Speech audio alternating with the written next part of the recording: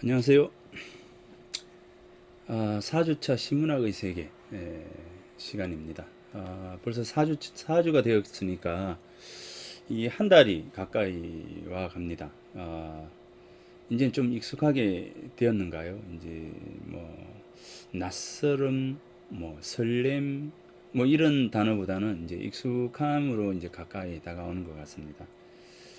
제가 제일 좋아하는 단어는 이 설레임, 뭐 이런 부분인데, 그 예전에 이제 그 어떤 분이 그 글을 썼는데, 사랑이란 단어보다도 설레임이란 단어를 더 좋아한다라고 하더라고요. 이제 왜냐하면 설레임은 늘 처음 시작하는 이제 그런 마음이기 때문에 설레임이라고 하는 단어를 참 좋아한다. 그런데 이제 사랑이라고 하는 단어에 접근을 하게 되면 결국 이제 이 사랑은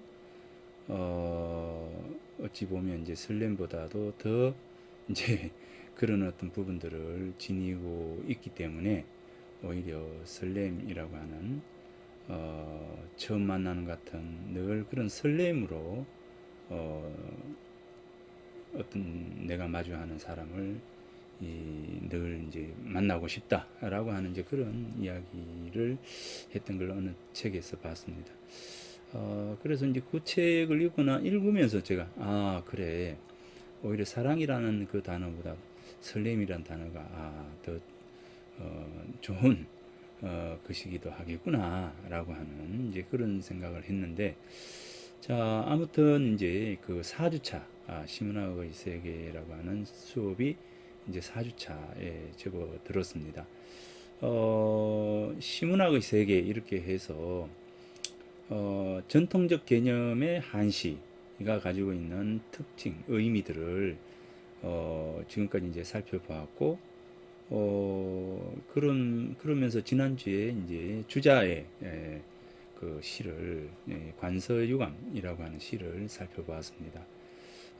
그래서 이제 개략적으로 한시가 가지고 있는 특징을 살피면서 시가 과거로부터 이 시가 중요시 여겼고, 이 시의 어떤 점이 시로서 가치를 더 이제 증대시키면서 지금까지 이제 그 계속적으로 우리들 가까이에서 이 장르가 유지되고 있는가. 그리고 이제 지금 또 시라고 하면 우리는 좀 더 이 다른 측면에서 이제 이 시를 바라보고 있지 않겠는가라고 하는 부분들입니다. 이제 그래서 그런 측면에서 이제 이 시문학의 세계가 요즘 우리가 이야기하는 어떤 시에 대한 개념보다도 전통적 개념의 이제 시로 다가가는 그 부분들을 이야기하는 그러면서 한시가 가지고 있는 어떤 공간에 대한 이해와 어떤 물상, 어떤 대상에 대한 이해, 그리고 그것을 바라보는 나라고 하는 이 세 가지 측면들이 결국 시 속에 함께 녹아져 있다라고 하는 것을 이야기를 이제 지금까지 했고, 실제 이제 시는 풍자, 뭐 풍교 이렇게 해서 풍자와 가르침이라고 하는 이 두 가지 부분들을 함께 이야기를 하고 있다라고 했습니다. 이제 그래서 이 시가 가지고 있는 부분들은 결국 사람의 마음을 어떠한 방식으로 바꾸어 나가느냐, 시를 통해서 사람의 마음을 어떻게 이제 들여다보느냐라고 하는 측면들이 강하기 때문에 이 시가 가지고 있는 중요성, 의미가 있는 것 같습니다.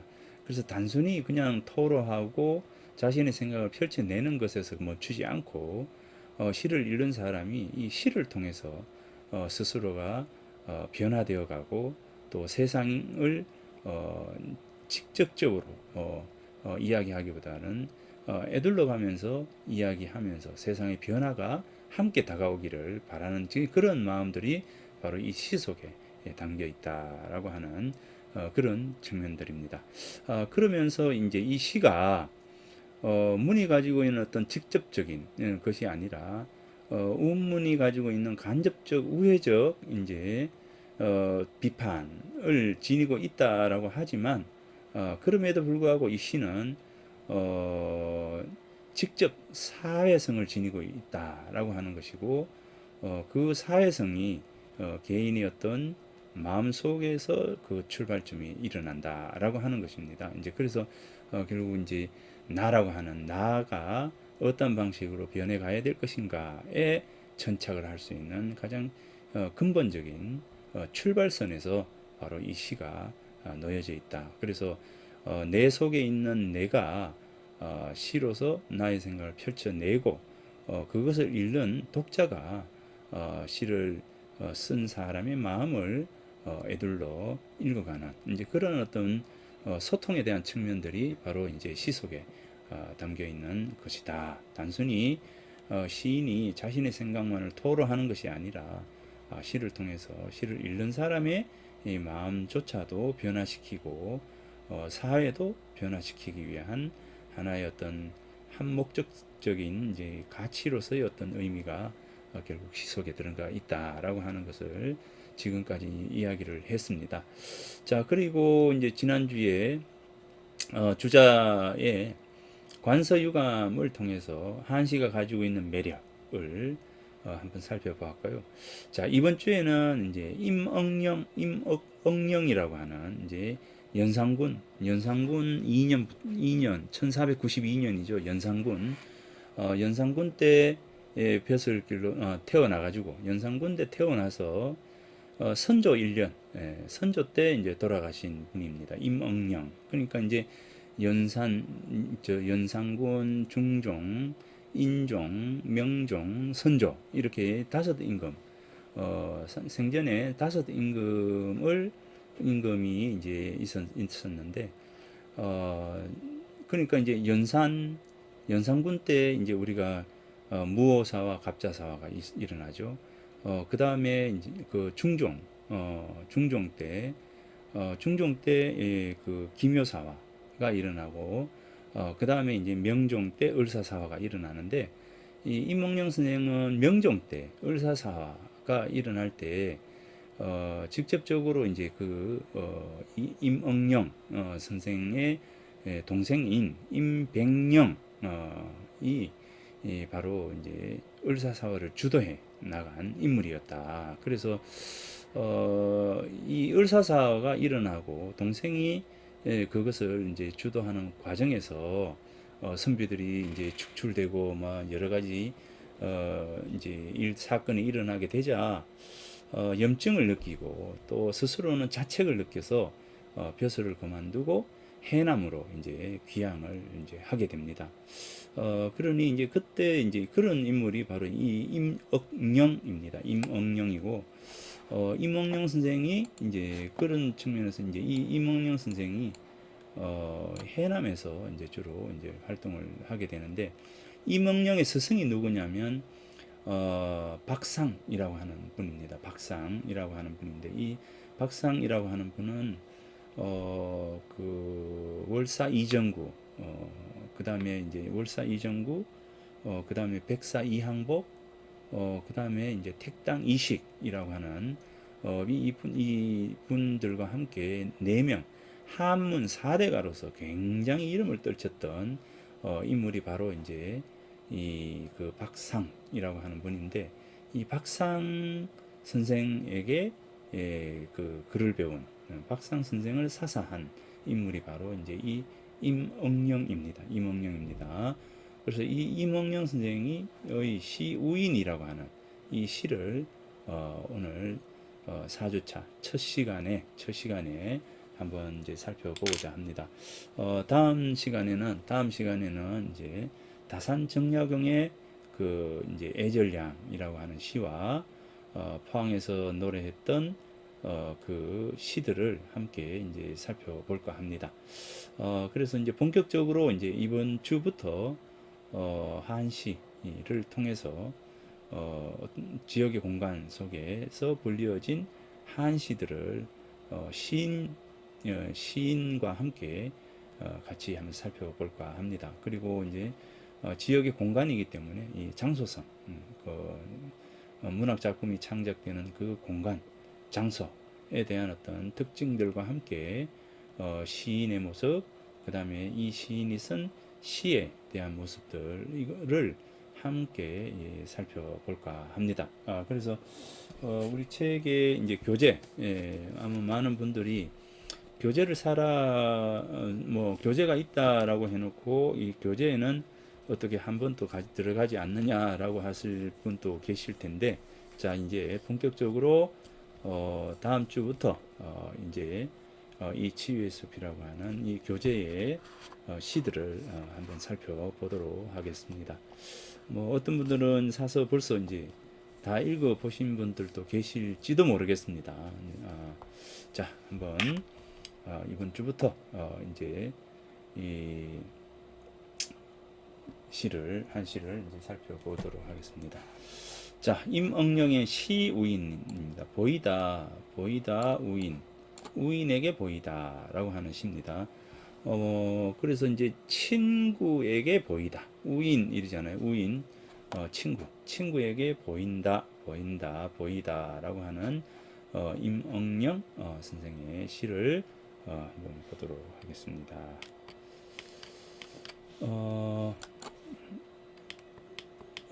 이렇게.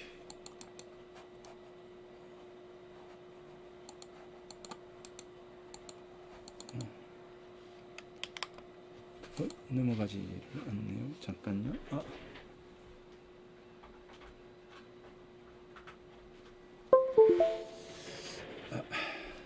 됐습니다.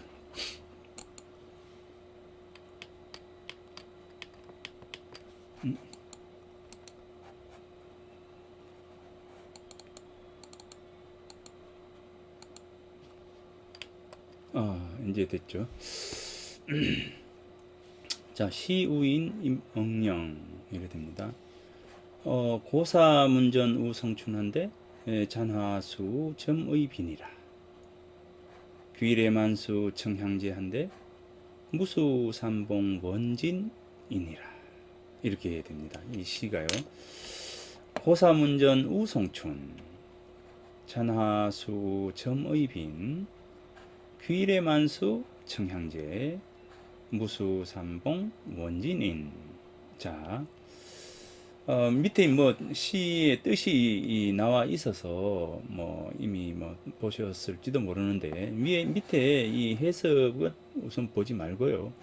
자, 한문으로 된 한시를 자 한번 보겠습니다. 춘빈인 요게 이제 아분이죠. 아분입니다. 그래서 이제 이 운자해서 춘빈 인 이렇게 되죠. 이제 그래서 니은으로 춘빈인 이렇게 아분이 이 처음에 이제 1구, 2구, 4구 이렇게 해서 이제 아분이 있습니다. 자, 고사문전 우성춘한데 잔하수 정의빈이라 귀래만수 청향제한데 무수삼봉 원진인이라 됩니다. 자, 이 글을 이 시, 자 한번 해석을 해볼까요? 고사문전 옛절문 앞에서 뭐 어렵지는 않습니다. 또 봄을 송 보내는데, 자 봄을 보내다 또 우자 또 봄을 보내는데 그죠? 잔화수 정의빈이라 남은 꽃이 남은 그지 잔화 이제 잔화 남은 꽃 이제 잔화수 이제 잔화수 수 비를 따라서 자 비를 따라서 비를 따를 숫자잖아요. 따라서 점의 빈이라 점의 빈 이제 옷에 빈 자주 빈자 자주 빈자 옷에 점처럼 자주 있다. 즉 옷에 이렇게 묻어 있는 겁니다. 묻어 있는 겁니다.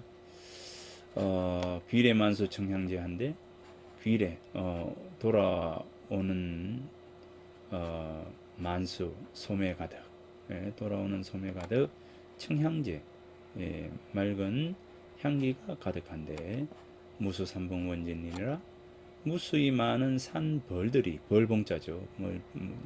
멀리까지 사람을 쫓아온다. 쫓을 진짜 쫓아오다 라고 하는 쫓을 진짜가 됩니다.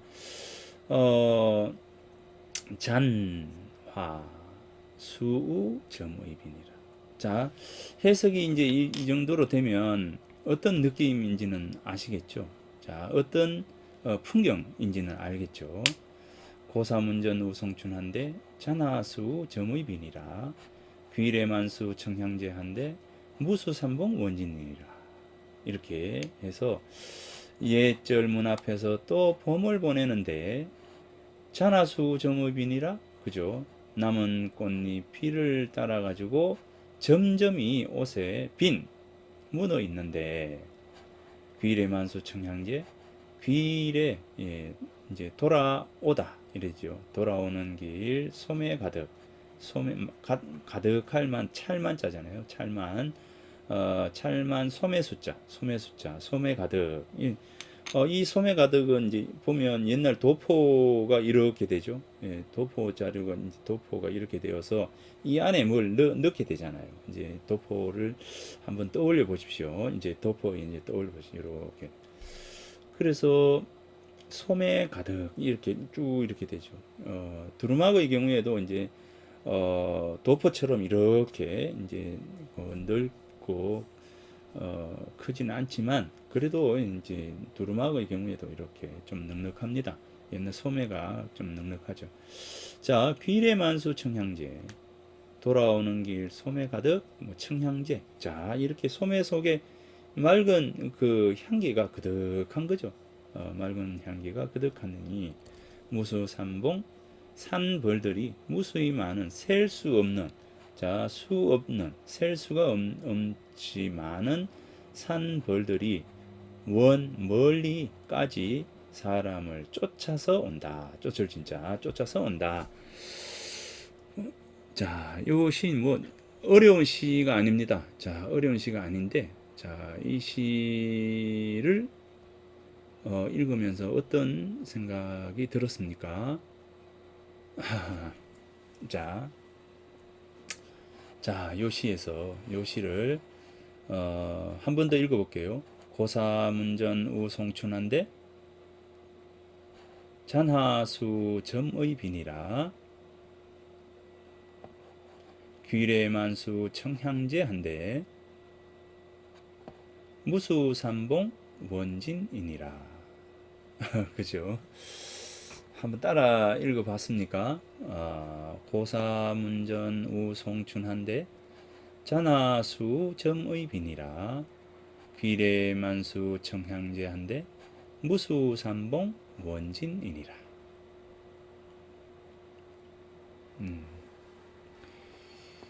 자, 이게 그림을 한번 그려볼까요? 고사문전 우송춘한데, 자, 이렇게 절이잖아요. 이 절인데, 이 절의 경우에는 이제 이 절이 이렇게 되어 있는데, 절은 옛날 선비들이 이제 공부를 가서 많이 했습니다. 이제 청량산에 가서 태계 선생이 청량산에서 공부를 했고, 태계 선생의 이제 후손들도 청량산에 가서 공부를 시켰습니다. 이제 그래서 태계 선생의 경우에는 네트워크에 대한 부분들을 굉장히 그 중요시하게 여겼습니다. 이제 그래서 태계 선생을 만나기 위해서 중앙 정계에 있는 분들이 이제 오게 되면 태계 선생께서 이제 반드시 이제 선주들이라든가 이제 이 후손들을 그리고 제자들을 해서 이제 서로 만나게 해주고 이제 네트워크를 시켜주는 이제 그런 이야기가 이제 많습니다. 그래서 굉장히 그래서 청량사에서 이제 태계 선생이 공부를 했는데 어찌됐든 이 절은 그 옛 선비들이 과거 공부든지 이제 공부를 하는 이제 그런 공간이었다라고 볼 수가 있습니다.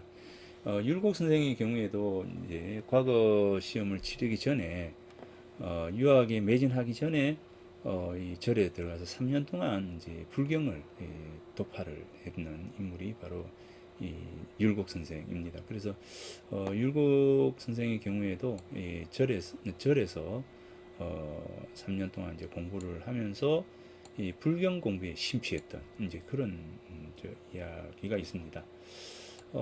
그리고 이제 회제 이연적 선생의 경우에도 요 이제 옥산 마을의 정예사라고 하는 그 정예사에서 스님들과 함께 시를 짓고 공부를 했다라고 이야기를 하고, 회제 선생 집에 이제 문집에 보면 회제 선생 문집에 봐도 이제 정예사 가는 길 이렇게 해서 이제 옥산서원을 쭉 들어서면서 정예사에 가서 이제 머무는 그런 모습들이 27살 때 쓴 시인데, 경주 교관으로 내려와서 맨 처음 이제 갔던 곳이 바로 이 그 옥산 서원이 있는 옥산 마을에 바로 이 정예사입니다. 그래서 이제 옥산 마을로 들어설 때부터의 이제 모습들이 보는 이제 풍광들이라든가 이제 저녁에 머무를 때의 그다음에 책을 읽는 모습들, 이 모습들이 시 한 편 속에 쭉 다 이제 적혀 있습니다. 자, 아무튼 그건 뭐 다음에 언제 기회가 있을지 한번 보고요. 자, 아무튼 여기에서 고사문전 우송춘입니다. 자, 또 봄을 보낸다잖아요. 보낸다. 여기 이제 동사인데 또 봄을 보낸다니까 이 그 임몽영이라고 하는 이제 이 분이 임몽영이 이 석천 선생이죠. 이제 호가 석천이고, 석천 돌석자 내천, 이 석천, 이 석천 호가 이제 석천입니다. 그래서 석천집 해서 문집이 이제 석천집인데, 대수 이 큰 나무, 자 이제 큰 나무 숫자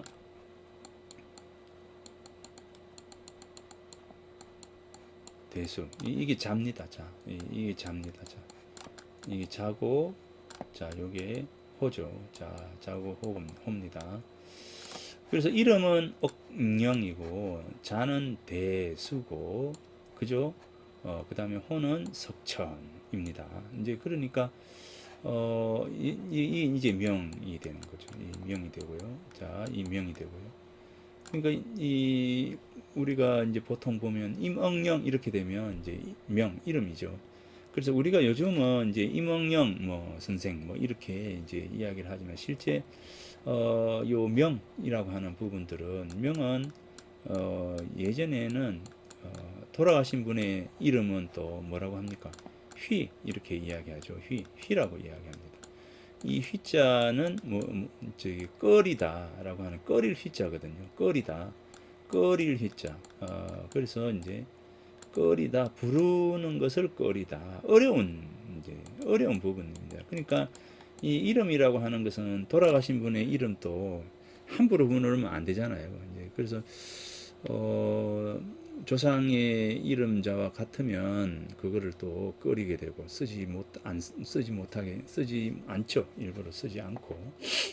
그래서 어찌됐든 이 명이라고 하는 이름은 이제 과거로부터 이름이라고 하는 것은 참 귀한 거기 때문에 귀한 겁니다. 이제 임억령, 임백령 해서 영자 돌립니다. 그죠? 이제 영자 돌리는데 억령, 백령 이렇게 되니까, 형능은 이제 억년 동안 이제 억만년 이제 수명을 유지하고 살아라. 백령은 이제 100살 동안 이제 살아라. 이렇게 해서 이제 자, 아무튼 이제 영자가 돌림입니다. 영자가 돌리는데 백령 이렇게 해서 백령, 억령 이렇게 영자 돌림인데, 그러니까 이제 요 자는 대수, 큰 나무처럼 이제 큰 나무가 수명 장수하니까 오랫동안 하고, 이 얘기 이제 석천 이렇게 해서 돌이 이제 흘러가는 이제 돌 위에 물길이 흘러가는 이제 석천이 되겠죠. 자, 그래서 이름하고 이 그 자하고 호는 대체로 보면 이렇게 서로 연관되어 있습니다. 연관되어 있고, 자, 그래서 예전에는 이제 이름을 부르지 않고 이 호를 주로 불렀잖아요. 이제 그렇죠. 이제 그래서 자나호를 불렀습니다. 대수라든지 석천이라든지 예전에는 이제 이렇게 자나호를 부르는 것이 관례입니다. 이제 그러니까 어, 이름은 안 부르지 않는 것입니다. 아무튼 이제 이 임응령 선생이 그 석천 선생이 바로 이 고사 예절에 들어가서 우송춘이니까 또 봄을 보냈으니까 아마 이분이 이제 몇 년을 계셨던 것 같아요. 그죠? 최소한 2년이죠. 또 봄을 보냈으니까 또 우자가 뭐냐면 이 절에 몇 년 있었다는 것을 이야기를 해주는 것이죠. 그래서 이제 또 봄을 보낸다. 자, 지금 계절이 뭡니까? 꽃이 피는 계절이죠. 그래서 조금 더 지나면 4월 중순이 되면 4월 초쯤 되나요? 이제 이 벚꽃이 쫙 지겠죠. 자, 집니다. 그래서 이제 벚꽃이 질 때, 제가 일찍이 이 시를 이야기를 하는 것은 벚꽃이 질 때 한번 벚꽃 나무 밑에 가서 이 벚꽃을 한번 만끽 한번 해 보시라는 겁니다. 자, 고3운전의 우성천입니다. 그러니까 예절에 들어가서 몇 년 동안 공부를 열심히 했죠. 열심히 해서 우성춘 봄을 보내는 시점입니다. 봄을 보내는 시점에 이제 나온 겁니다. 자, 이제 공부를 다 하고 이제 절을 떠나는 모습입니다. 자, 잔화 남은 꽃잎이 수우, 그죠? 수우, 비를 따라 가지고 떨어지는 겁니다. 떨어지는데 어떻게 떨어지냐면 점의 빈입니다. 자, 여기 이 절 앞에 이렇게 나무가 이렇게 있죠. 이 꽃나무가 있는 겁니다. 자, 그리 나와서 이제 있는데 비가 막 내리죠. 자, 비가 내리니까 이분의 옷에 이 꽃잎이 떨어져서 묻는 겁니다.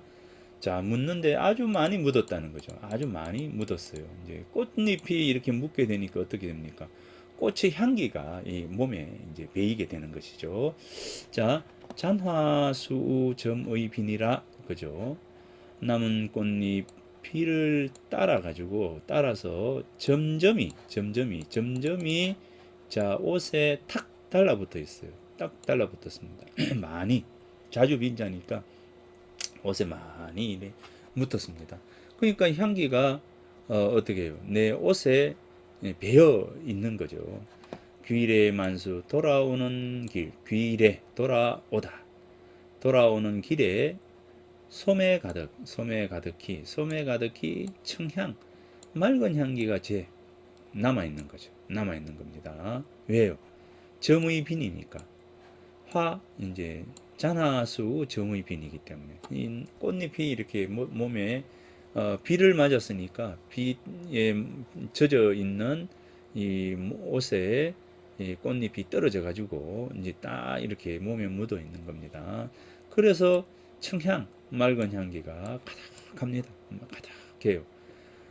이렇게 가득하니까 이렇게 이제 비를 맞고 오면서 이제 꽃잎이 하니까 무수히 많은 산 벌들이 이 벌이 누굴 벌이요. 벌이 누굴 따라서 이 사람을 따라서 이분을 따라서 즉 임응령이겠죠. 임응령 본인이겠죠. 임응령 본인이든지 아니면 뭐 친구든지 친구에게 보이다니까 임응령 본인이 될 수도 있고 이제 친구가 될 수도 있죠. 자, 그래서 이제 무수삼봉 무수히 많은 산벌들이 멀리까지 이 사람을 쫓아서 온다라고 하는 겁니다. 무엇 때문에? 청향제 때문에. 청향제는 왜? 점의 빈, 점의 빈 꽃잎이 몸에 붙어서 향기가 나기 때문에, 그죠? 이래서 이제 멀리까지 벌들이 이렇게 따라오는 그런 모습입니다. 멀리까지 벌이 따라온다라고 하는 겁니다. 그래서 표면적으로는 이런 뜻을 가지고 있는 게 바로 이 시입니다. 그러니까 어찌 보면 이제 이 시는 뭐 아주 그 이제 봄날 봄이 이제 다 가고 이제 꽃잎이 지던 날 봄비가 내리고 그 봄비에 오랫동안 공부를 한 선비가 이제 집으로 돌아가는 길에 맞이하는 봄비와 봄비에 따라서 떨어지는 꽃잎이 몸에 붙으면서 벌이 꽃 향기를 내니까 벌이 쫓아오는 그런 모습이 바로 이 시우인이라고 하는 시에 담겨 있는 표면적인 부분 모습입니다. 그런데 이것만 있을까요? 자, 이 부분들을 가지고 한 번 더 이 시를 한번 살펴보도록 하겠습니다. 자, 표면적으로는 이렇습니다. 이렇는데 다른 시를 보면서 또 한번 보도록 하겠습니다. 자, 요게 이제 임억령이라고 하는 분, 이 임억령의 분 신을 가지고 준일청신이라고 해서 아주 맑은 기상, 이 준일 이제 아주 뛰어난 기상과 맑고 참신한 그런 기상이 있는 시다. 이렇게 이 임억령의 시를 많은 선비들이 이제 칭송을 할 때 이렇게 칭송을 합니다. 그 중에서 이제 이 악의 이산해라고 하는 분입니다. 이산해. 자, 이산해라고 하는 분은 악의 이산해라고 하는 분이 바로 이 임석천, 즉 임억령이라고 하는 분의 시를 임억령이라고 하는 분의 그 성품과 임억령의 그 시제의 뛰어남에 대해서 이제 쓴 시가 있습니다. 임억령을 칭송하는 시가 있는데 그 시를 이렇게 한번 보도록 하겠습니다. 악의 유고의 기성록에서 나온 시 중에 하나인데 이 악의 이산해의 경우에 악의 이산해는 목원 이색, 목원 이색의 그 후손이 됩니다. 목원 이색의 후손이 되죠. 지금 영덕에 이제 목원 이색의 생가가 있지 않습니까? 목원 이색의 이제 그 후손이 되고 토정이지함 아십니까? 토정 비결을 쓴 토정이지함의 손자가 됩니다. 그래서 이제 이 토정이지함이 악의 이산해가 태어날 때 이산해의 울음 소리를 듣고는 이 아이는 장차 이 아이를 잘 기르십시오. 이 아이는 장차 우리 가문을 흥하게 할 수 있는 그런 아이가 됩니다. 아이일 겁니다. 라고 이산해가 토정 이지함 선생이 바로 이산해를 태어나자마자 이산해의 그릇에 뛰어난 천재성을 칭송한 바 있습니다. 이산해 선생의 경우에는 이제 5살 때부터 시를 아주 뛰어나게 쓴 분이고 글씨에도 뛰어나서 굉장히 훌륭한 분입니다. 그래서 토정 이지함 작은 아버지인 토정 이지함에게 이제 글을 배우고 나중에 남명조식 선생에게 가서 또 이제 글을 배우게 됩니다. 그래서 남명조식 선생의 제자가 되죠. 남명조식 선생에게 글을 배운 사람들이 누구가 있느냐면 김우옹이라고 하는 분, 이 곽재우라고 하는 분, 이런 분들이 바로 이제 정인홍 뭐 이런 분들이 바로 남명의 제자인데 이분들이 다 북인이잖아요. 이 남인 북인 이렇게 이야기했을 때 북인 계열에 속한 인물이 바로 이제 이산해입니다. 그래서 이산해 선생이 가지고 있는 역량이라든가 이런 것에 비해서 많은 사람들에게 알려지지 않은 것은 바로 이제 북인이기 때문에 이제 그렇게 잘 알려지지 않은 그런 측면들이 있습니다. 그럼에도 불구하고 이제 이 이산해 선생이 굉장히 어떤 뛰어난 인물로서 그 이 석천, 임응령 선생을 칭송했던 시가 바로 이 시입니다. 석천 당일천 소장하고 옥절 동류 보이 타향이라 보타향이라 선악일기 봉도형 한데 해천여수 월창망이로다 이렇게 했습니다.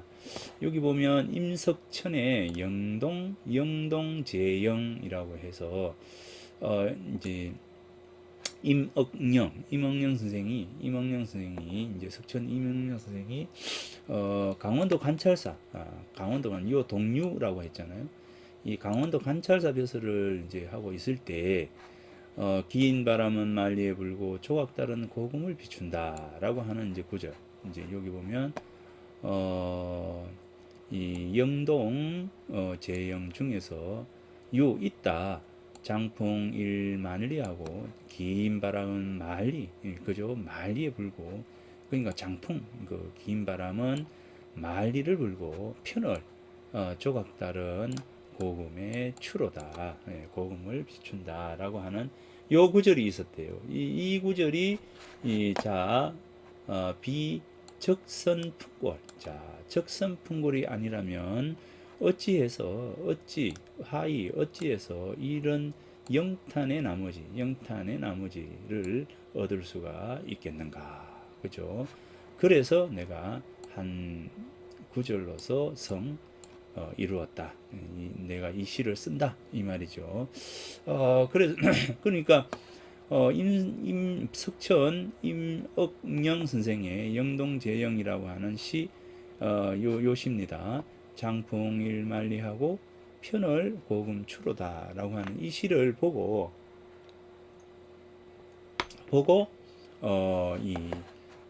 이산해 선생이 바로 이 시를 지었습니다. 자, 여기 보면 천소장, 이 소자는 이제 시라고 합니다. 시. 그러니까 소장이라고 하면 시 쓰는 곳 이렇게 되겠죠. 시 쓰는 곳, 소장 이렇게 시 쓰는 곳. 뭐 단순히 장소, 우리가 백일장 이렇게 하잖아요. 백일장. 즉 문단을 이 천이라고 하는 것은 마음대로 하다. 이제 마음 가는 대로 하다. 뭐 이렇게 멋대로 하다 이런 거죠. 석천 당일 이제 당대에 소장 뭐 문단 백일장 뭐 이런 거죠. 문단을 휘젓고 다녔다. 그만큼 이 임억령이라고 하는 분이 시가 뛰어났다. 시에서 뛰어났다. 옥절 동료 이제 벼슬을 받아서 동쪽으로 유람을 가다 이제 강원도 관찰사로 있으면서 보배로운 침향기를 내었다. 즉 침이 이렇게 나오려면 이제 노래를 이제 이야기를 할 때 우리가 침이 나오잖아요. 이제 그래서 보타향입니다. 그러니까 이제 시를 노래했다, 시를 썼다 이렇게 합니다. 선악일기 신선과 같은 학이죠. 선악이 뭐 신선세계에 논일고 있는 학이죠. 신선세계에 논일고 있는 학이 한번 돌아가자. 봉도가 형한데 아득한데 봉도 이제 신선이 사는 곳 신선세계죠. 신선세계 해천 여수 물과 같다. 그죠? 해천 이 바다의 이 하늘 이 바다 위의 하늘 바다에 비친 하늘이죠. 이제 여수가 월창망이로다. 이제 달빛이 창망 푸르고 아득하게 이렇게 비친다라고 하는 그러니까 물 같은 해천 이제 이 월창망이로다.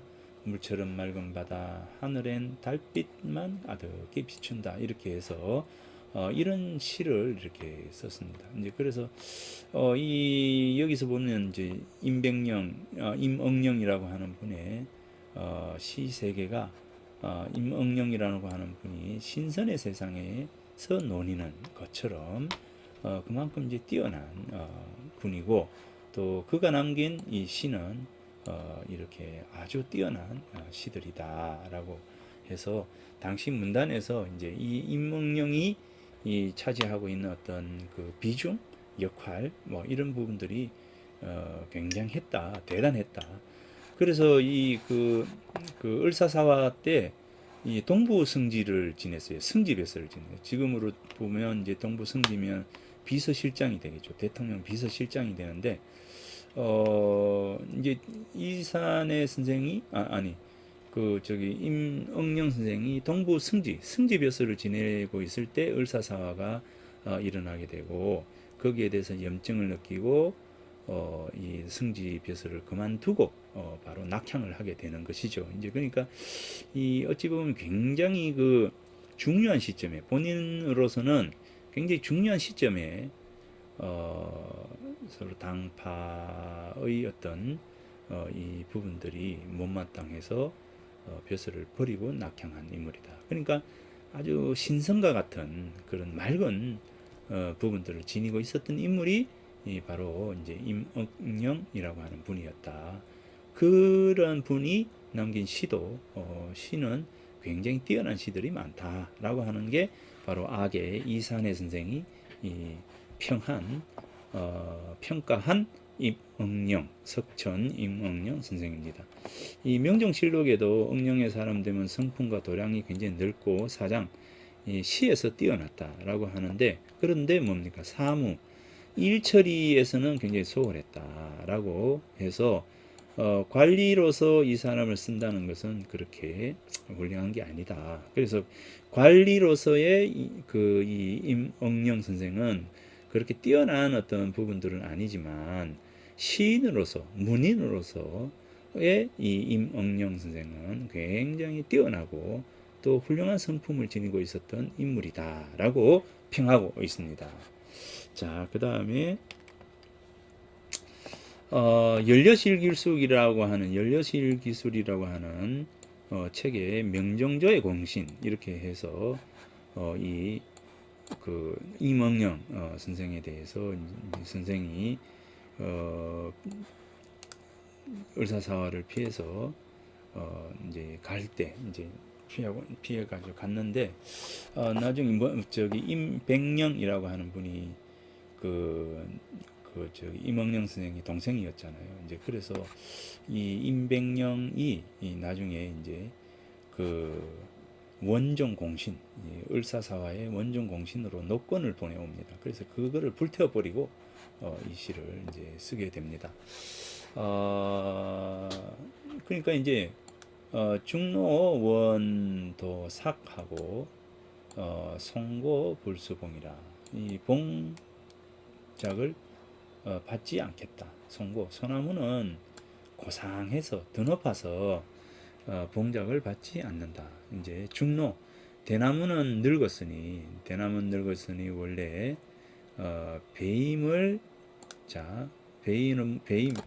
배임으로부터 달아나고 피하였고, 그러니까 이제 본인이 이제 늙었으니까 대나무 같은 본인이죠. 이 본인을 중로로 보는 거죠.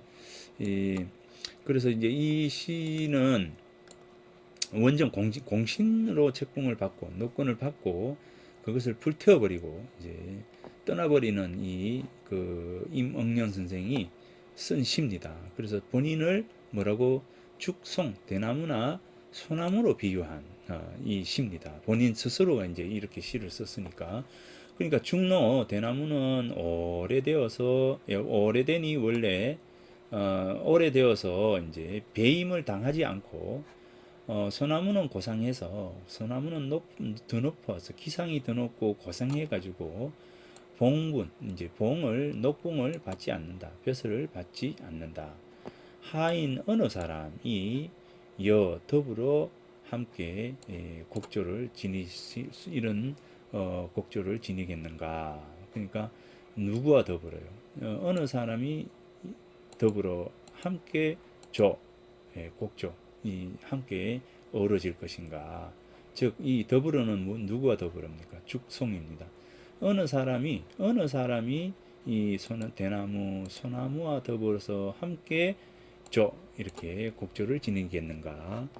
궁곡에 있는 백두옹이로다. 자, 궁곡의 백두옹, 궁핍한 골짜기, 즉 깊은 골짜기, 아무도 오지 않는 그런 골짜기에 있는 백두옹, 흰 머리의 늙은이로다. 그죠? 늙은이. 이건 본인입니다. 이제 본인 백두옹은 바로 본인이죠. 이제 벼슬살이 하지 않고 보잘것없는 흰머리가 난 늙은이 뭐 이렇게 해서 이제 본인을 백두옹으로 직칭을 하고 또 본인을 뭡니까?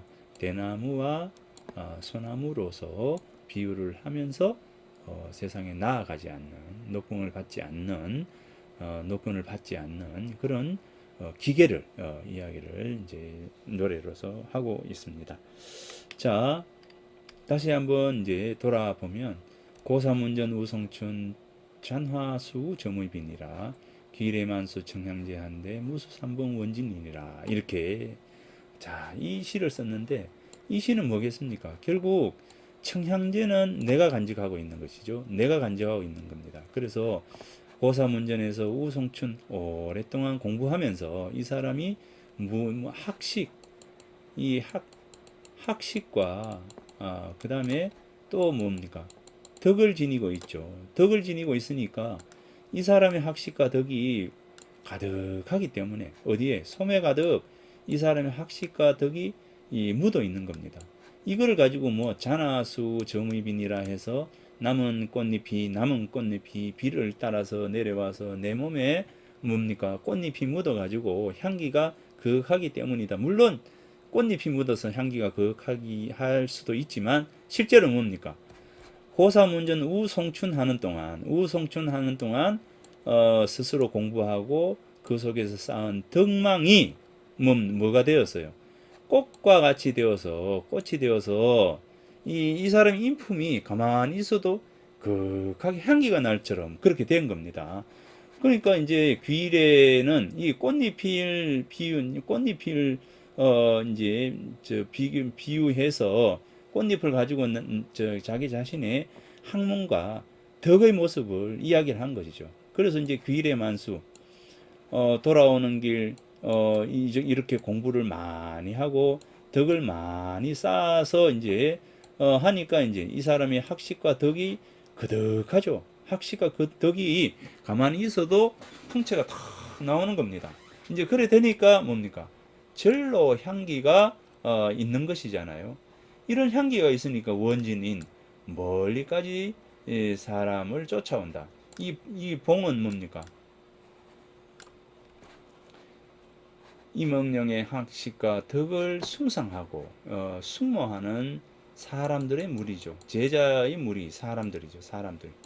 이 벌은 단순히 벌이 아니라 학식과 덕을 쫓는 사람들입니다. 그래서 이제 무수히 많은 사람들이 임응령 선생을 따라서 벌들이 멀리까지는 뭐냐면 이 사람이 가고자 하는 곳 끝까지 이제 따라와서 이분에게 글을 배우고자 하고 또 이분의 그 덕을 느끼고자 하고 그죠? 따르고자 하는 이제 그러한 모습들이 있는 겁니다. 이제 그래서 우리가 이제 이 맑은 향기는 무엇을 통해서 만들어지는가? 결국은 이제 이 학식과 덕을 통해서 결국 이 맑은 향기를 지니게 되는 것이죠. 그래서 이제 이 맑은 향기가 있으면 와라 오지 마라 이 아무리 오지 마라 한들 이 향기가 세상에 그윽하게 이제 날아가서 멀리까지도 사람들이 이 향기를 따라서 오게 된다라고 하는 겁니다. 이제 우리가 남을 쫓아서 남과 함께 어울리고자 해서 스스로 가는 것이 아니라 스스로가 학식과 덕을 갖춤으로 해서 즉 이 군자라고 하는 이 가장 이상적인 인간이 되면 이상적인 이 인물이 되게 되면 결국은 사람들이 모이는 것이다라고 할 수가 있는 겁니다. 그래서 이제 위정편에 나오는 말처럼 리더자, 군자라고 하는 것은 결국 이제 스스로가 가서 뭔가를 하는 것이 아니라 북두성이 가만히 있으면 무별들이 쭉 북두선을 중심으로 해서 쫙 나열을 하는 것처럼 결국 군자라고 하는 스스로가 학식과 덕을 갖추게 되면 절로 많은 사람들이 따라오는 그런 모습이 된다라고 하는 겁니다. 친구여, 뭡니까? 친구에게 보낸다, 친구에게 보여준다 라고 하는 것은 결국 이 친구에게 야, 네가 뭔가를 쫓아가지 말고 스스로가 이런 학식과 덕을 갖추게 되면 결국 사람들이 오게 된다는 거죠. 스스로 가는 것이 아니라 사람들이 올 수 있도록 해야 된다라고 하는 그러한 가르침이라는 거죠. 이 시우인이 자 우리에게 이 시를 통해서 이 시를 통해서 임원영 선생은 우리에게 스스로가 학식과 덕을 갖춰라. 그러면 많은 사람들이 당신을 숭상하고 당신을 따라서 오게 된다라고 하는 이제 그 이야기를 그 가르침을 우리한테 주고 있습니다. 자, 그래서 오늘 이제 4주차 첫 번째 시간 임명령 선생의 시우인이라고 하는 이 시를 여러분들 같이 읽어 보았습니다. 자, 이 시를 한번 10번 정도 한번 써보세요. 진짜 한번 써보세요. 어렵지는 않습니다. 어렵지 않으니까 한 10번 정도 쓰면서 여러분들이 이 시를 외우면 좋겠습니다. 자, 외우면 좋겠습니다. 고사문전 우성춘한데 찬하수 정의빈이라 귀래만수 청향제한데 무수삼봉 원진인이로다 라고 하는 이 시는 간단합니다. 시를 자꾸 읽다 보면 다 외워지니까 금방 외워지니까 가능하면 외우도록 하도록 하기 바랍니다. 예, 다음 주에 한번 물어볼까요? 다음 시간에 또 한번 물어보겠습니다. 금요일 수업 때까지 한번 한 10번이고 20번이고 30번이고 적어놓고 외워보기 바랍니다. 자, 그러면 오늘 수업 마치도록